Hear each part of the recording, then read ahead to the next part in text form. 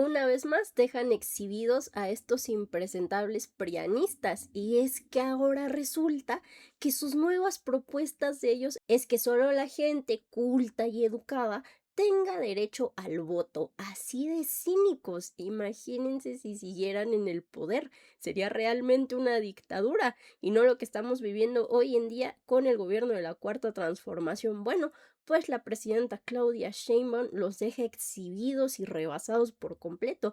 Y es que ¿cómo se les ocurre decir tremenda tontería? Y es que queda más que claro que no tienen proyecto de nación. Sus ideas son horribles y gracias a las redes sociales ya no pueden retratarse o ya no pueden decir que es una mentira porque queda grabado, queda documentado y así el pueblo de México se da cuenta la clase de racistas, fascistas y dictadores que son los prianistas. Vamos a ver el video. A ver, vamos aquí a Pedro. Buen día, Presidenta. Buen Manuel día. Pedrero de los Reporteros MX. No me levanto para no obstruir el tiro de las cámaras. Presidenta, cambiando radicalmente de tema, si nos pudiera compartir más detalles de esta conversación telefónica que tuvo con el presidente Trump el día viernes y de lo que tuvo bien a platicar el día de ayer. Esencialmente fue la invitación. Solo la invitación. Sí, me preguntó si iba a ir. Le dije, pues lo estoy pensando. Me dijo, ¿quieres venir? Le dije, bueno, si usted me invita, presidente. Y me dijo, sí, ven.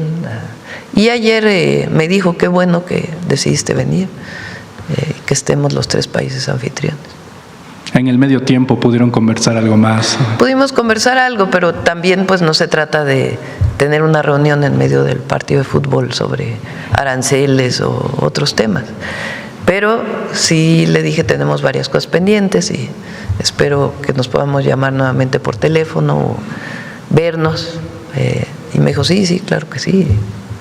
En fin, así fue la conversación y también la conversación también en el partido.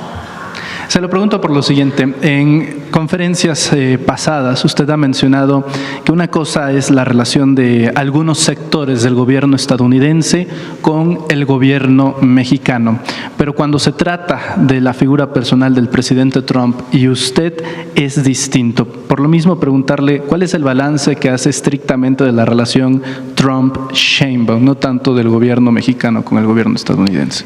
Hemos buscado una buena relación. Me parece que México debe buscar siempre una buena relación con el presidente de los Estados Unidos y su gobierno. Primero porque somos vecinos, segundo porque hay que privilegiar siempre las relaciones diplomáticas y promover una política de buena vecindad. Y tercero, porque hay 40 millones de mexicanos que viven en Estados Unidos. Y además, pues hay que tener respeto entre las personas. Podemos no estar de acuerdo en temas con el presidente Trump, pero no tenemos por qué hacer esto un asunto personal. Es una relación bilateral. Y en la relación personal, el presidente Trump siempre ha sido respetuoso con mi persona y nosotros hemos sido respetuosos con él. Eso no quiere decir que no manifestemos o no hagamos acciones con las que no estamos de acuerdo. Para la protección de los mexicanos en Estados Unidos, el diálogo permanente, porque siempre buscamos el diálogo permanente para los asuntos del tratado comercial, los asuntos comerciales, los asuntos de seguridad, el tema de migración, que a ellos les preocupa, y a nosotros el tema de la entrada de armas de Estados Unidos a México, que es un planteamiento que siempre hacemos. Entonces, es muy bueno buscar la relación. Hace como 3 días leí, por cierto, un artículo de Federico Arriola que lo pone en blanco y negro. Hace como 3 días, 4 días, escribió Denise Dresser y después de ahí todos los demás, porque luego así pasan. Escribe a alguien que no está a favor de nosotros, un artículo, y luego nada sincronizado. Todos se copian el argumento. O escribe otro comentócrata algo y todos los demás escriben exactamente lo mismo, ¿no? Como si Bueno, creo que tienen chats ahí para ponerse de acuerdo de qué van a escribir en contra nuestra.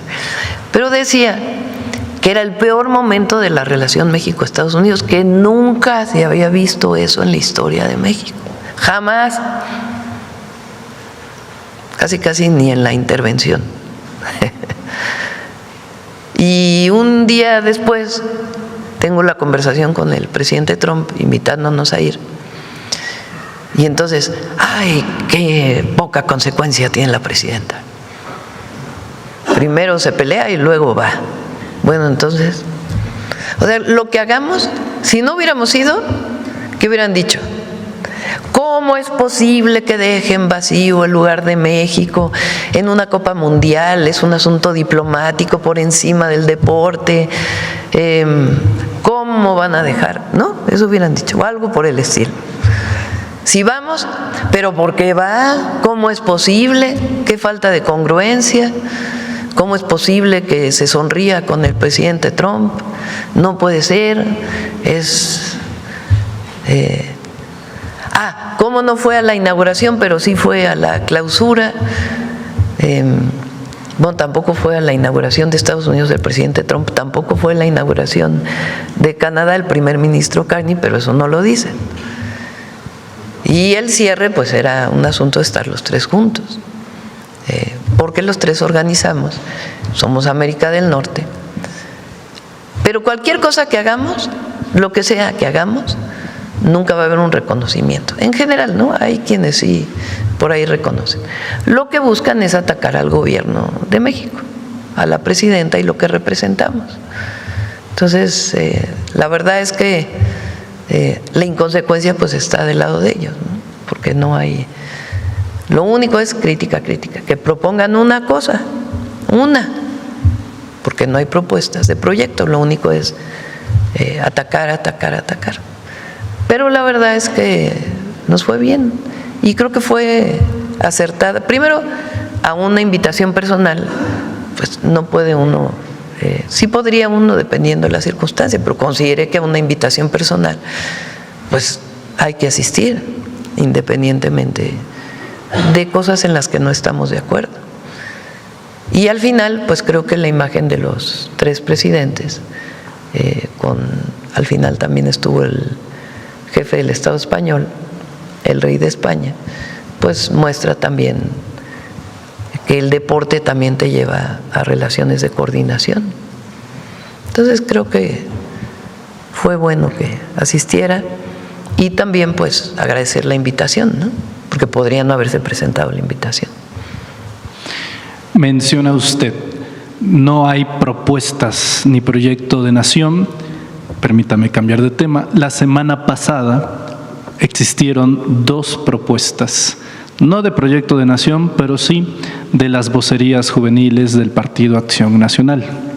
Las dos relacionadas al sufragio y al voto. Ah, buenísimo, qué bueno que lo saca. Una sobre la abogada y profesora de la Universidad Panamericana, Natalia Torres, y otra sobre un joven panista del municipio de Metepec. En el caso de la señorita Torres menciona que no todos los mexicanos tienen el derecho a votar, sino que debería de haber un examen académico para evaluar sus conocimientos y que dependiendo del resultado se derive si puede emitir un sufragio o no. Y en el caso del segundo, pues es un hombre, Javier Albarrán, menciona que las mujeres no deberían de votar, sino que ese voto se le debería de ceder a las cabezas, es decir, a los padres de familia, a los hombres del hogar. Evidentemente a ninguno de los dos se les ocurrió por sí mismo, sino que esto es una tendencia que está creciendo en los Estados Unidos, concretamente de sectores del Partido Republicano y sectores conservadores del extranjero, concretamente de Erika Kirk, esposa de Charlie Kirk, que era uno de estos ideólogos del conservadurismo extremo. Está interesante porque hace énfasis muchísimo en una carta viejísima de 1924, Robert Lansing, quien fue secretario de Estado de Estados Unidos, diciendo que México era un país muy sencillo de controlar, solamente había que controlar al presidente de la República y para hacerlo había que incentivar a los jóvenes conservadores mexicanos a contagiarlos y a salpicarlos del estilo de vida estadounidense. Bueno, este estilo es el que están proponiendo, insisto, las dos vocerías, dos representantes de las vocerías juveniles del Partido Acción Nacional, que los mexicanos deban pasar un examen académico para votar y que las mujeres no deben votar. Me gustaría saber la opinión de la primera mujer presidenta. A ver si pones no sé si las tiene, lo que publicaron. A ver si lo buscas para que... Pues imagínense, casi que por familia haya un voto, ¿no? Eso dijo. Las mujeres, después de una larga lucha por el sufragio de las mujeres, pudimos votar hasta 1957, si mal no me equivoco.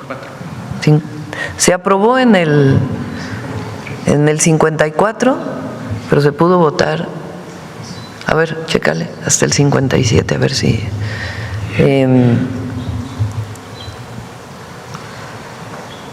solo votaban los hombres, no votaban las mujeres.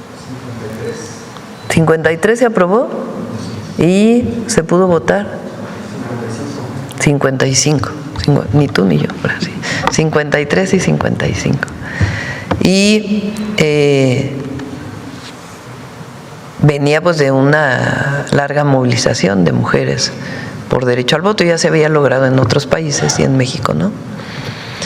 Entonces propone regresarnos al porfiriato.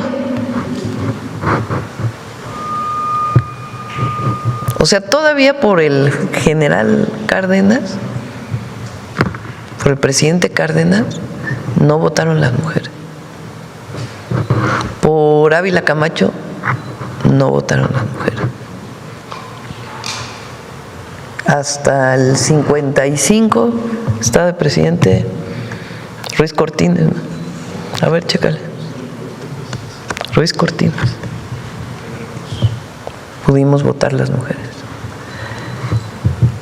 ¿Qué hay detrás de una persona que piensa que las mujeres no podemos votar? Pero además la contradicción de hablar de libertad, porque ellos ahora, el panismo o el prianismo, han decidido reivindicar los principios de la derecha, que por cierto en México no tienen sustento. Usan la palabra libertad. Bueno, ¿cuál libertad hay si las mujeres no pueden votar? ¿Cuál libertad hay para ejercer la democracia, o la parte fundamental de la democracia, que es elegir a los gobernantes, si se tiene que hacer un examen antes del voto? Pero en el fondo lo que hay es un odio al pueblo. Eso es lo que les molesta. Ellos quieren que una élite gobierne México. Pero ya lo dijeron otros. El propio Salinas Pliego dijo que no deberían votar los que reciben programas de bienestar. Claro, no tardos los que lo defienden van por su tarjeta de adulto mayor. Pero sí escriben que en efecto no deberían votar. Entonces es una visión en contra de las libertades, en contra de la democracia, muy autoritaria, pero sobre todo una visión que lo que muestra es un odio profundo al pueblo de México. Por eso no tienen posibilidad de crecer, porque con un pueblo además cada vez más consciente, pues cómo van a aceptar estas propuestas. Pero lo más increíble es que ahora se atreven a decirlas. Yo creo que siempre lo han pensado, pero ahora se atreven a decirlo. A ver si lo tienes, o todavía no.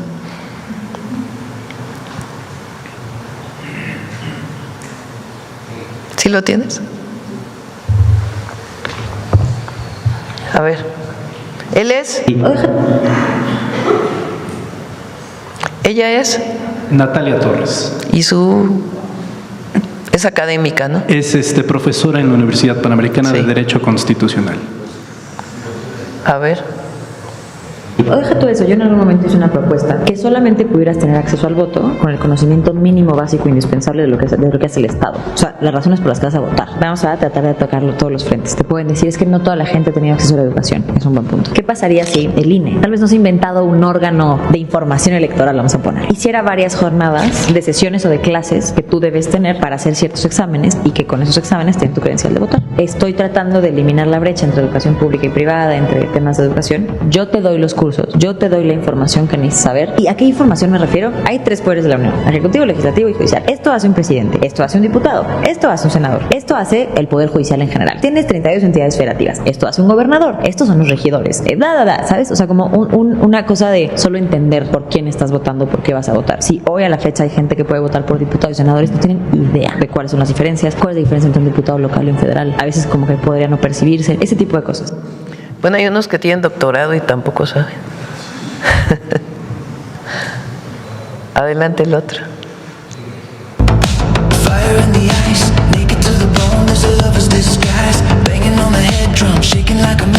Ahí empieza. Ah, pero ponle la parte que...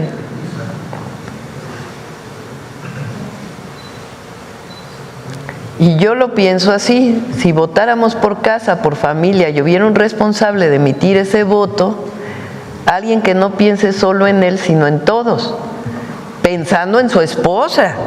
O sea, el esposo pues, tiene que decidir sobre la esposa. A ver, esposa,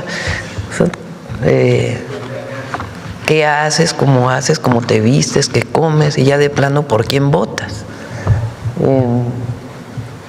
¿Y en quién podría dar un mejor sistema de salud? Pensando en sus hijos, en su educación y su futuro. También pensando en sí mismo, buscando dónde hay más y mejores oportunidades de trabajo para llevar el pan a la casa. Las cosas serían distintas. Muchos no van a estar de acuerdo, pero hoy el voto es algo tan individual, que no piensa en lo más importante, el núcleo familiar, que pareciera que no le damos tanta importancia y lo cambiamos por una despensa o por 500 pesos. Esa es la realidad en México.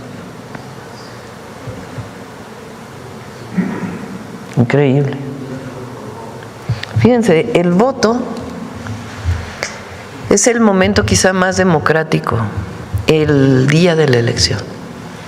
Vale exactamente lo mismo el voto del hombre más rico de México que de la persona menos acaudalada. Un voto, cada uno. Igual de cuando se vota por presidente, es lo mismo el voto de quien vive en Baja California del que vive en Yucatán. Es un voto. Es un voto igual del que tiene 18 años de edad, del que tiene 90 años. Todos somos iguales ante la ley. Y si todos somos iguales, todos tenemos derecho a ejercer un derecho fundamental, que es quién nos gobierna. ¿Qué le dice a usted que ni las dirigencias nacionales del PAN ni el propio Jorge Romero se hayan deslindado de estas propuestas, reitero, de vocerías oficiales juveniles del PAN? Pues como decía Monsiváis,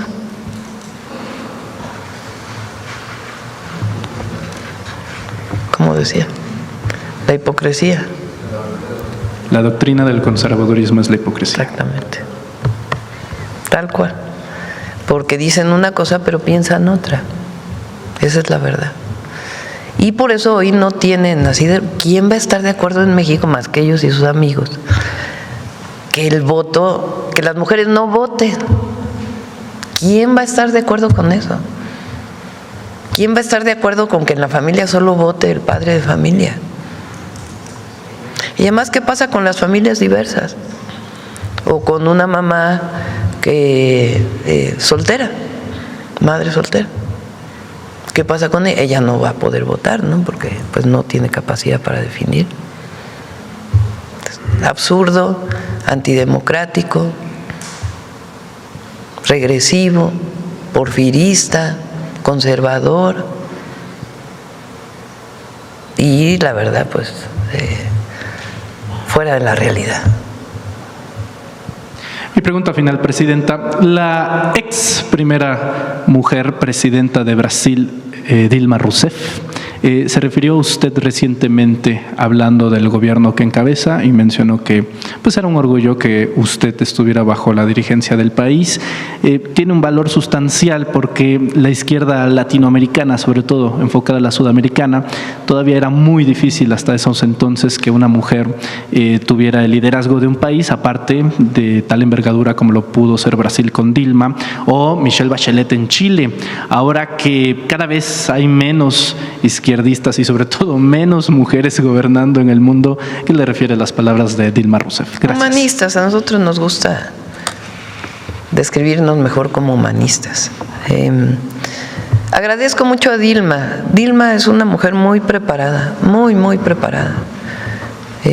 Hoy está dirigiendo un banco que está formando los BRICS, este grupo de países de Brasil, Rusia, India,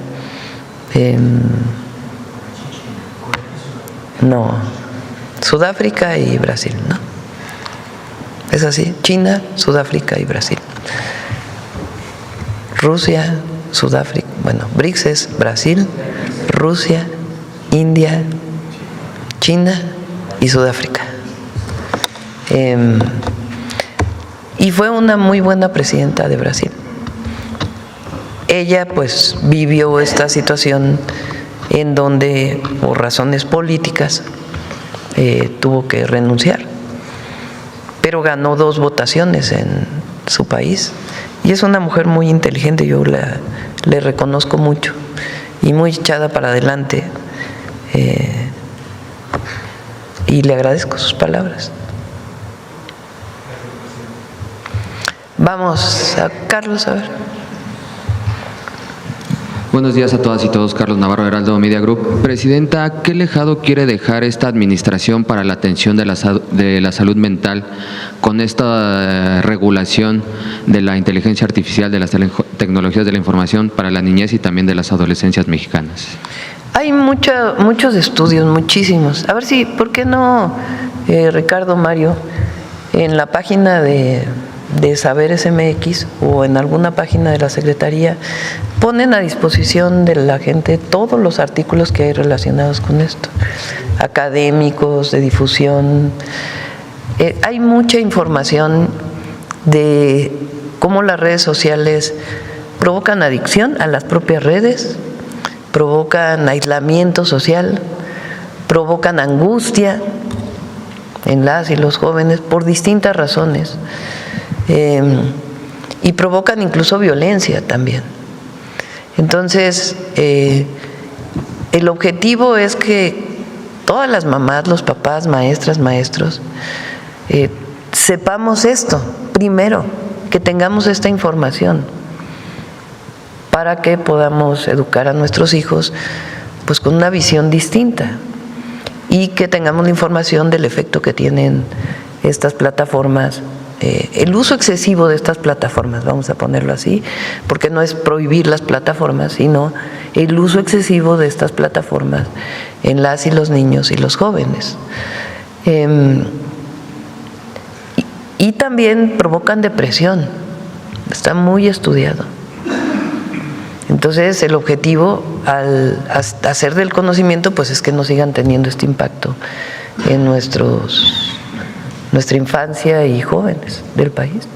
¿En cuánto tiempo ya podemos tener una propuesta? La idea es que este mismo año, antes de que pueda aprobarse en el Congreso este mismo año, tenemos tiempo, agosto, septiembre, para poder seguir discutiendo. El propio Congreso puede abrir sus propios foros y que entre todas y todos protejamos a las niñas mexicanas. Presidenta, ya hablaba del encuentro ayer en la final de la Copa del Mundo, pero ¿qué pudo platicar con el primer ministro Kearney? ¿Qué pudo platicar también con el rey de España? Bueno, con el primer ministro Kearney hablamos de los temas del comercio, del tratado, hablamos también de fútbol y de distintos temas. No fueron conversaciones formales, sino conversaciones informales. De la reciente visita del canciller mexicano a Canadá para fortalecer la relación México-Canadá. Él vino aquí, se ha avanzado mucho y cómo podemos seguir fortaleciéndola. Con el presidente Trump, esencialmente sobre poder llegar a un acuerdo en el tema del TEMEC. No avanzamos mucho más allá, sino sencillamente el planteamiento de que es importante ello. Y le planteé de otros temas que quisiéramos platicar. Obviamente nos referimos a las y los mexicanos en Estados Unidos y otros temas. Con el jefe del Estado español, pues hablamos de su visita, de lo bien que juega la selección española y de seguir con la relación. Realmente fueron pláticas informales, pero muy, muy amigables.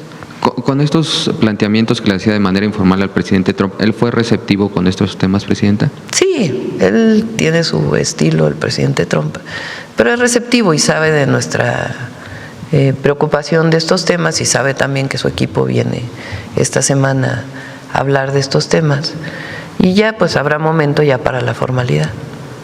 Si nos pudiera platicar cómo fue su participación en la premiación, le entregó el Balón de Oro a Rodri, saludó a Lionel Messi y a Lamine Yamal, si nos pudiera platicar. Sí, bueno, prácticamente saliendo nos formaron en uno de los túneles para salir al estadio. Ahí me dijeron pues que iba a entregar el balón al mejor jugador. Ahí me dijeron que quién era. Pues me dio mucho gusto, ¿no? Pues es un orgullo. Y ya entrando, pues obviamente, a ver, los jóvenes que participaron en el Mundial, pues están emocionados, están entusiasmados, están pensando en fútbol, reciben con gusto la medalla y después el premio. La selección argentina ya es normal, natural, pues tenía este sentido de tristeza, pues de no haber sido campeones, es lo más natural del mundo. Messi, pues particularmente también iba muy concentrado. De ahí la selección argentina se dirigió a la zona del estadio donde había más presencia de Argentina, a saludar a su afición. Y después vimos pues este momento emotivo de Messi, ¿no? Donde suponemos que es su último mundial. Suponemos, digo, porque da sorpresas Messi. Y al mismo tiempo pues la alegría de la selección de España, que quería festejar entre ellos mismos, levantar su copa, ¿no? Pero fue un momento, pasaron ahí escenas como si hubiera habido alguna falta de respeto. En ningún momento ellos iban concentrados, pues unos en lo que habían vivido y que habían quedado en segundo lugar, un muy buen segundo lugar también hay que decirlo, y quienes ganaron. Fue un momento normal. Y pues a mí me dio mucho gusto, porque no es una cosa personal, pues es la representación de México ante un evento donde fuimos 3 países las sedes. Antes de 2010, que ganó España su primera Copa Mundial, pues históricamente habían sufrido, como México ha sufrido en cuartos de final, nosotros en octavos, pero un elemento fundamental para los logros de España ha sido la Masía, que es la Academia Juvenil del Fútbol Club Barcelona, donde solamente no hay una formación deportiva, sino académica y humana. La Masía en México necesita replicar este modelo, Presidenta. Usted los ha planteado desde hace tiempo que deben de buscarse talentos y pues bueno, el claro ejemplo fueron 6 jugadores de la España campeona de 2010 salieron de la Masía y en esta final hubieron 9 jugadores salidos de la Masía en la final. ¿Se buscaría replicar en México? ¿Se tendría que replicar un modelo así que no solamente es formación deportiva, sino académica y humana para buscar logros en un futuro? Es algo que tiene que definir la Federación Mexicana de Fútbol. Mi opinión personal tiene que ver con 2 temas. Uno, las y los niños que viven en distintos lugares de la República y que quieren jugar fútbol. Pues imagínense ahora lo que quedó después del Mundial, pues hay muchísimas niñas y niños que quieren jugar fútbol, más allá de si llegan a nivel profesional o no, tienen el entusiasmo de un deporte, pues que es un deporte muy apreciado y jugado en México.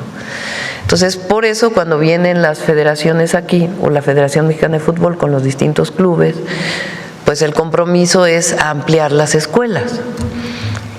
¿Cómo debe ser esta escuela? Pues ya se lo dejamos a los expertos.